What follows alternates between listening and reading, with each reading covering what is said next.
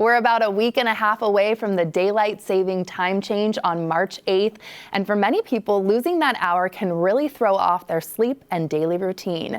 Joining us today is family doctor Taneve Escamilla from Optum Care Washington to help us understand what the shift does to our bodies and how we can really make the transition a little easier. I know this really affects me, and I thought I was one of the only ones, so I'm really interested in what you have to say. So what happens to our bodies during this time shift? Right. Anytime we have a sudden shift in our sleep schedule, this is a stressor on our body. And with the time change, there is a mismatch in the new schedule and our body's schedule.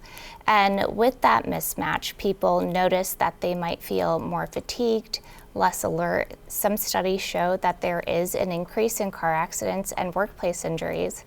So it's important that with this upcoming time change that we have in March, that we really prioritize our sleep. I know. So why can even just 1 hour of sleep be disruptive? Because it feels like most people would say it's not that big of a deal, but it can be disruptive. So what's happening? It is disruptive. It feels like a mild jet lag, and our bodies really adjust better over time in small increments instead of an entire hour.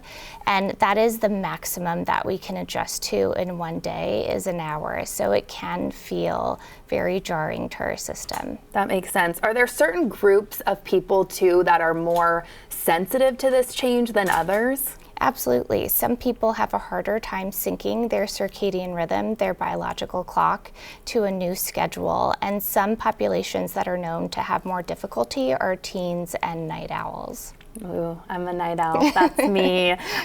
What can people start doing now to really make this transition a little smoother? Yeah, being gradual with our sleep schedule, and so if possible, it's best to try to start a few days before the time change and to try to shift your schedule by going to bed and waking up 10 to 15 minutes earlier each day. That can really help. Light is also something that we can use to our advantage.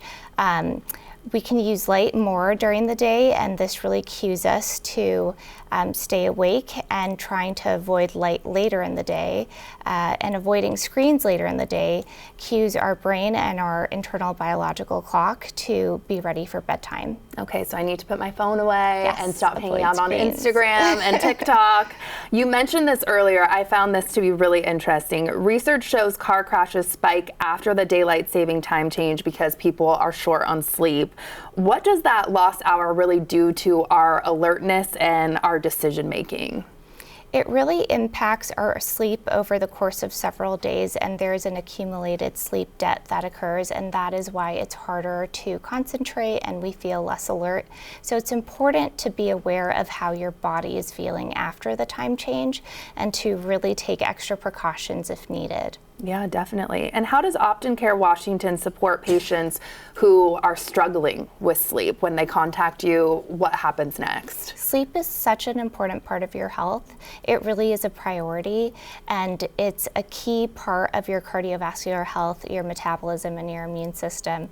So if you feel that you're struggling with your heart, struggling with sleep, it's really important to talk to your doctor about that. Yeah, and at what point is it time to call somebody? Like, is just any time that it's disruptive or you're feeling less alert, like when's the time to call? If you're feeling it in your body, then it's important, and your doctor is always ready to talk about sleep.